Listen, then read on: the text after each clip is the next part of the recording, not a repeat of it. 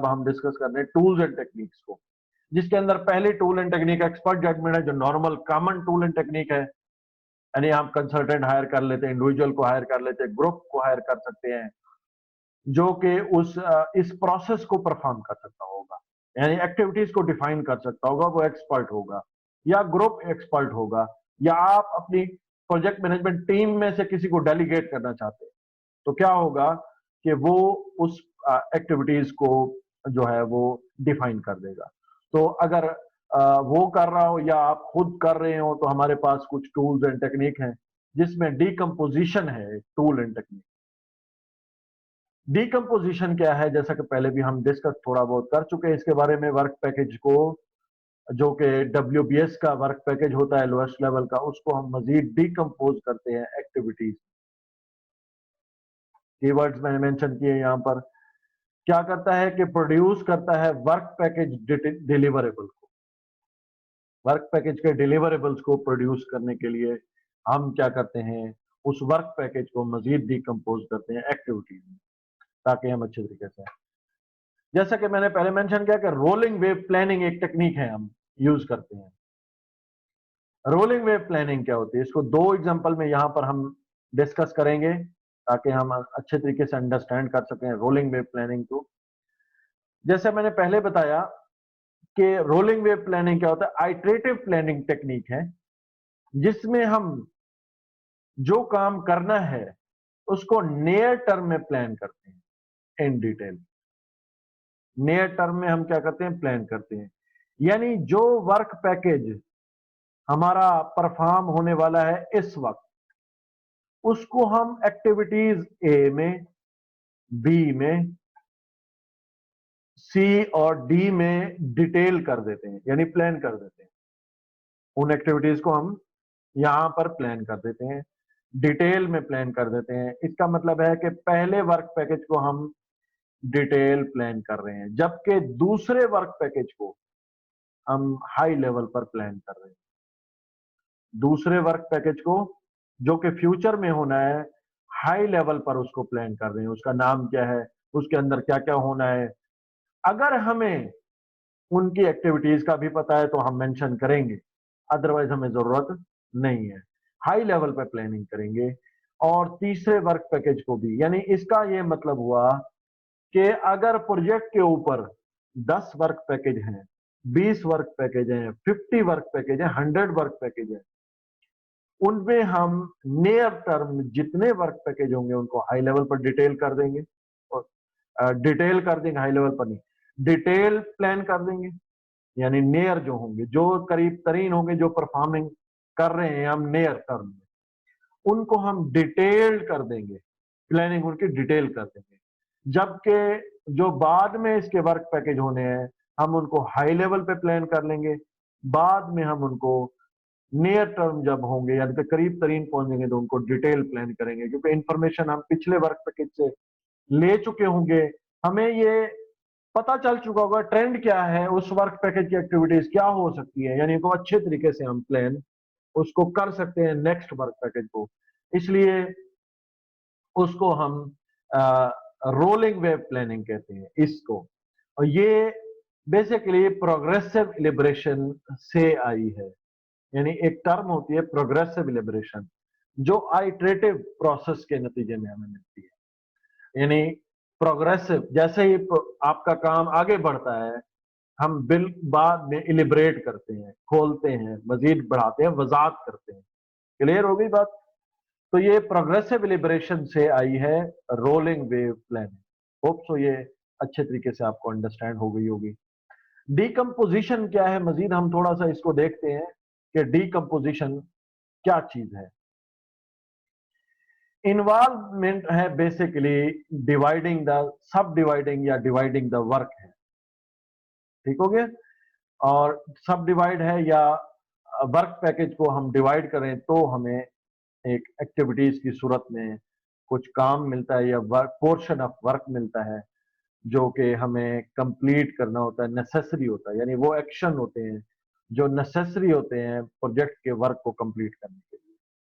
तो WP, वहां यहां पर हमारे पास अगर कोड अगर हमने देना है तो वर्क पैकेज को डिफाइन कर सकते हैं। यानी अगर ट्रेनिंग का वर्क पैकेज है तो उसके अंदर ये एक्टिविटी होगी, तो सब एक्टिविटी उसकी कोई और हो सकती है। इसके अंदर भी टास्क हो सकते हैं, इसके अंदर भी टास्क हो सकते हैं। इसका मतलब ये हुआ कि एक्टिविटी भी अगर परफॉर्म करना मुश्किल हो रहा है, मैनेज करना मुश्किल हो रहा है, तो उसको सब एक्टिविटी में भी डिवाइड कर सकते हैं। तो प्रोजेक्ट को किस अंदाज तक प्लान किया जाता है, इससे आप अंदाजा लगाएं कि कितना आसान होता है उसको थ्रू आउट मैनेज करना अगर इस लेवल पर प्लान किया जाए। क्लियर? अगर इस लेवल पर प्लान किया जाए, इसलिए तो नहीं कहते कि failing to plan is planning to fail.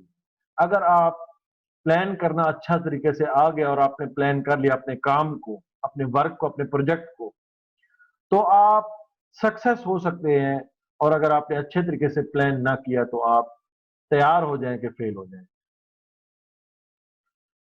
WBS और कंट्रोल अकाउंट का यहाँ कॉन्सेप्ट क्लियर कर दूं मैं। थोड़ा बहुत सम एस्पेक्ट हैं यहाँ पर जो WBS से रिलेटेड हैं, या कंट्रोल अकाउंट या प्लानिंग पैकेज कुछ हो सकते हैं। तो कंट्रोल अकाउंट मैंने बताया कि एक या एक वर्क पैकेज से ज्यादा जो कंबाइन होगा, वहां पर हम उसका एक कंट्रोल अकाउंट बना देंगे जो मैनेज आसानी से हम उस पूरे दोनों या तीनों वर्क पैकेज या सिंगल वर्क पैकेज को आसानी से मैनेज कर सकते हैं। प्लानिंग पैकेज यानी ये भी हो सकता है कि जो वर्क पैकेज है यानी WBS यानी work breakdown structure account detail यानी कि विदाउट डिटेल स्केजुअल एक्टिविटी, वो प्लानिंग पैकेज हो सकता है। ठीक हो गया? A work breakdown structure component below the control account, यानी उसके नीचे, कंट्रोल अकाउंट के नीचे। ठीक है? ये कंट्रोल अकाउंट है, लेट्स से ये वाला कंट्रोल अकाउंट A1 है यानी X है, फिर प्लानिंग पैकेज होगा, ये फिर वर्क पैकेज होगा। इसका मतलब है कि प्लानिंग पैकेज के अंदर भी वर्क पैकेज हो सकते हैं। तो ये बेसिकली स्ट्रक्चर दिया गया है आपको, यानी WBS का या प्रोजेक्ट का स्ट्रक्चर है। जैसा कि प्रोजेक्ट कॉम्प्लेक्स प्रोजेक्ट पे हमें मैनेज करने के लिए आसानी होती है, क्योंकि हम ये कोर्स कॉम्प्लेक्स प्रोजेक्ट के लिए भी डिटेल कर रहे हैं और स्मॉल प्रोजेक्ट के लिए भी। तो यहाँ पर कहते हैं अब work breakdown structure component below the control account with the non work content but without detail schedule activity.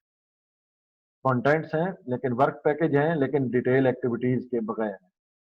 तो ये एक कॉन्सेप्ट था, दो टर्म थी, कंट्रोल अकाउंट की और प्लानिंग पैकेज की। एग्जाम पॉइंट ऑफ व्यू से अगर क्वेश्चन आता है, बाज दफा कंट्रोल अकाउंट का क्वेश्चन कभी मोस्टली आता है, लेकिन बाज दफा ये प्लानिंग पैकेज इतना फेमस नहीं। अब यहां पर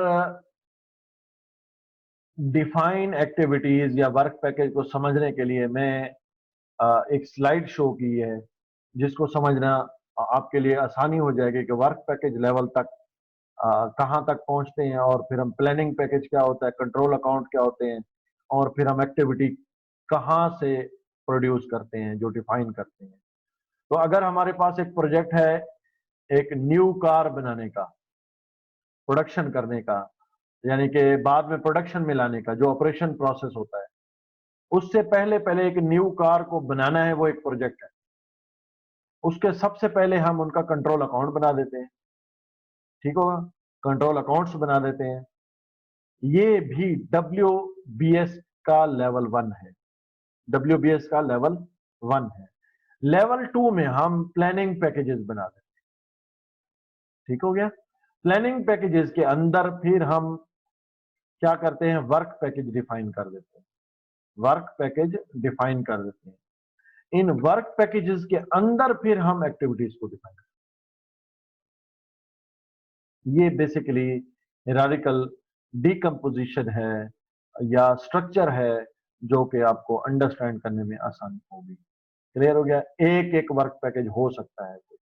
इंजन ब्लॉक हो गया, गियर बॉक्स हो गया, कंप्यूटर हो गया, एक्टिव सस्पेंशन हो गई, ड्राइव शाफ्ट हो गई। यानी ये सारे के सारे वो कंपोनेंट हैं या वर्क पैकेज हैं जिनके अंदर फिर मजीद डीकम्पोजिशन करके हम एक्टिविटीज को डिफाइन करते हैं।